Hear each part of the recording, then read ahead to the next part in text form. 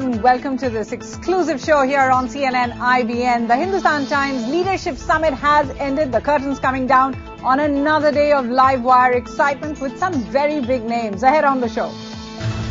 Like 9/11 in America, 26/11 in India served as a moment of clarity. George W. Bush on what brings India and the U.S. together, terror and the nuclear deal, and how he's dealing with retiring from the world's most powerful position. She doesn't remember. I first saw her when she was 14 years old, sitting outside her sister's makeup room, staring into space. And how Saifina met. Saif Ali Khan spills the beans. Kareena doesn't play coy either. Saif was actually very, very charming and cute. That's later, but first, 10 months out of office, George W. Bush is still a name that draws strong reactions worldwide. Bush's speech at the Hindustan Times Summit drew strong applause as well as he listed the reasons India and the US were headed for closer ties, calling upon the world now to give India a seat at the United Nations Security Council. Listen in. I am honored to be back in India. About 3 years ago, Laura and I came here and were dazzled by India. It is a vibrant, diverse, and modern nation built on an ancient civilization. I have been looking forward to coming back and saying namaste.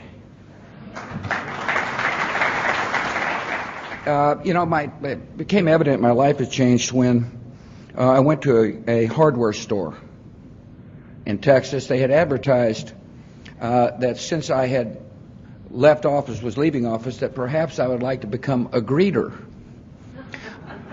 A greeter is somebody who stands in the lobby of the store saying, "Welcome to the store."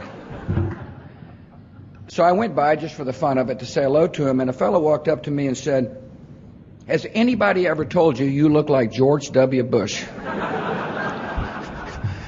I said, "You know something, that happens quite often." And the guy started to leave, and he turned around and said, "Gosh, that sure must make you mad."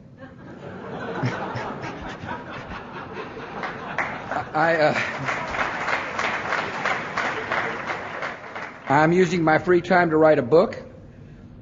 I used to tell people, heck, half the people in the country, particularly those who lived on the coast, said, "I can't even read a book, much less write a book." And I'm giving a fair number of speeches, and incredibly enough, I get paid for the speeches. Thankfully for you, I don't get paid by the word. Life has changed, but some things haven't changed. Starting with my great respect for India, and as America's respect for the over 1 billion people who call India home. As citizens of the world's oldest democracy, Americans feel a special kinship with the people of the world's largest democracy. I really, really like your Prime Minister, and I'm proud to call him friend. Prime Minister Singh is a wise leader and a really good man. As the governor of Texas in the 1990s, I came to know a thriving Indian American community, which helped lead a high-tech boom in our nation and in my state.